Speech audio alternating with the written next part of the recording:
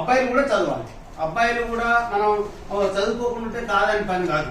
ఎవరైనా ఎయిట్లైనా 2 చేతులు తాకితే సఫర్ అవుతుంది, ఒక చేతితోనే కాదు. అటు అమ్మ కానీ ఇటు నాన్న కానీ. రేపు ఫ్యూచర్లో మనం ఇంటర్మీడియట్ అయిపోయిన తర్వాత, డిగ్రీ అయిపోయిన తర్వాత, ఉన్నత స్థాయికి పోయిన తర్వాత, యుక్త వయసు వచ్చిన తర్వాత అమ్మ నాన్న మనకు పెళ్లి చేస్తారు.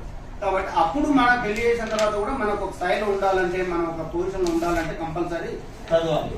చదువుల్లో భాగంగా ముఖ్యంగా అమ్మ నాన్న అమ్మాయిలకు ఎక్కువ ఖర్చు పెడతారా, అబ్బాయిలకు ఎక్కువ ఖర్చు పెడతారా?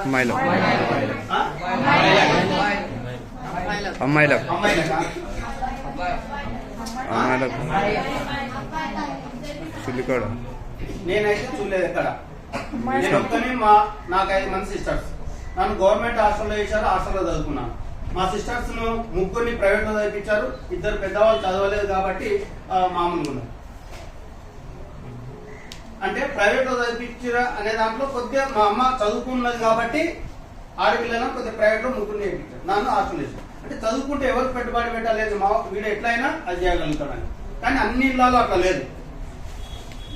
ఏం చేస్తారు, అబ్బాయికి ఎంతైనా పెడతాం, ప్రైవేట్ స్కూల్లో కాలేజీలో ఎక్కడైనా పెట్టేస్తాం, పని చదివిస్తాం.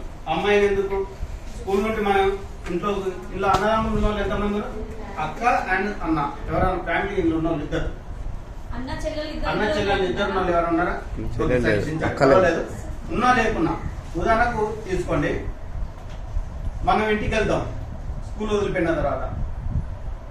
ఇంట్లోకి అయిన తర్వాత బ్యాగులు పడేసి చెల్లి ఏం చేస్తుంది? చదువుకుంటుందా? ఊడవాలి, అంటు తోమాలి, అన్ని చేయాలి. అవి ఏం చేస్తాడు? అన్నో తమ్ముడు ఏం చేస్తాడు? బ్యాగ్ అంటే జనరల్ గా ఎవరమైనా మనం ఫలానా అనకుండా, అంటే అబ్బాయిలు ఏం చేస్తారు? పడేసి ఆడుకుంటాడు, అది చేస్తాడు, అంటే ఫిజికల్ గా అది అవుతాడు. అమ్మాయిలు అయితే కాబట్టి అలా చూస్తుంటారు మన అమ్మ నాన్న. కాబట్టి అలా కాకుండా కంపల్సరీ మీరు బాయ్స్ కూడా మీ సిస్టర్స్ కంపల్సరీ చదివించడం కోసం ప్రయత్నం చేయండి. మీరు బాగా చదవాలి, మీ సిస్టర్స్ బాగా చదివించాలి. మన ఇంట్లో మన రిలేటివ్ లో కొంతమంది అంటారు, సార్ నాకు సిస్టర్స్ లేరు, ఎవరు లేరు, నేను ఒక్కనే, మా ఇంట్లో 3 అన్నదమ్ములో 2 అన్నదమ్ములో మాకు ఎవరు అవసరం. కానీ రేపు ఫ్యూచర్లో నీకు వచ్చే మ్యారేజ్ చేసుకున్న తర్వాత ఒక అమ్మాయే కాబట్టి వాళ్ళు నీ ఉండాలంటే మంచిగా, నీ కుటుంబం మంచిగా నడవాలంటే కూడా చదువుకోవాలి. అమ్మాయిలను చదువుకోవడం వల్ల చాలా ఉపయోగం. కాబట్టి బాగా పొదుపుగా ఖర్చు పెట్టడం జరుగుతుంది, తర్వాత ఇబ్బందులు రావద్దు.